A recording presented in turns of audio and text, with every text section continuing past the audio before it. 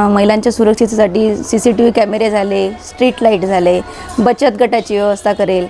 अमरावती हंगामा चॅनलमध्ये आपलं स्वागत आहे। प्रभाग क्रमांक 6 विलासनगर मोरबाग गवडीपुरा या प्रभागातून रीना प्रवीण भोरे यांना राष्ट्रवादी काँग्रेस या पक्षाकडून उमेदवारी मिळालेली आहे।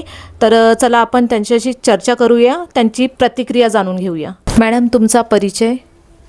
नमस्कार, मी रीना प्रवीण भोरे, विलासनगर प्रभाग क्रमांक 6 गट क्रमांक क, मोरबाग गवडीपुरा इथून मला सुलभाताई खोडके आणि संजूभाऊ खोडके यांनी उमेदवारी दिलेली आहे। राष्ट्रवादी काँग्रेस अजितदादा पवार या गटाकडून मला घड्याळ या चिन्हाची उमेदवारी मिळालेली आहे। मॅडम, प्रभागाची स्थिती बघता कुठल्या मुद्द्यावर अजून काम झालेलं नाही आहे असं तुम्हाला वाटते? आता सध्याच्या परिस्थितीत नगरसेवक नसल्या कारणाने नाल्यांच्या समस्या, नाल्या भरपूर भरलेल्या आहेत आणि मी प्रत्येक ठिकाणी गेली, जसं कपिलवस्तू नगर झालं, रमाबाई आंबेडकर, गवडीपुरा, इथे लोक खूप चिडलेले आहेत। जशा नाल्यांचे समस्या, लाईटांच्या आणि नळाचे पाईप लाईन नाही आहेत तिथे, तर ते प्रत्येकजण आमच्याजवळ असे स्वतः बोलले।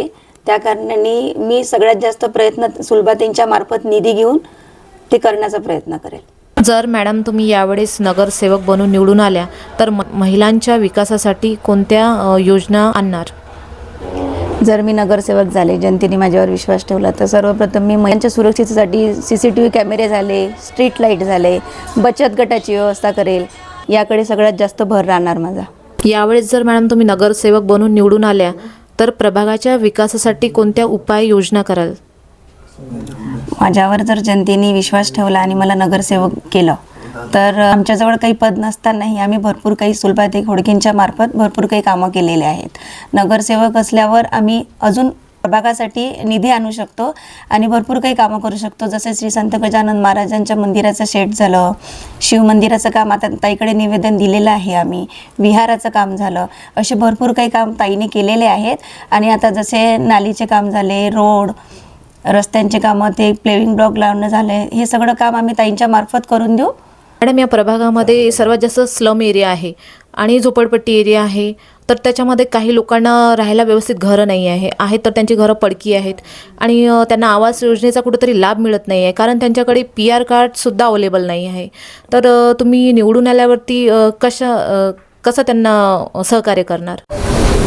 आपल्या ज्या आमदार आहेत सुलभाताई खोडके, त्यांची काल मेळावा होता, त्या मेळाव्यामध्ये त्यांनी तसं त्यामार्फत बोललेलं आहे त्या PR कार्ड आणि घरकुलांबद्दल। आणि मी पण आता सगळ्यांच्या घरोघरी जात आहे, तर खूप जणांच्या समस्या आहे, जसं स्लम एरिया झाला आमचा विलासनगरमधला, गवडीपुरा, मोरबाग, इथे भरपूर काही समस्या आहेत। त्यातल्या सगळ्यात महत्त्वाचं म्हणजे PR कार्ड आणि घरकुल।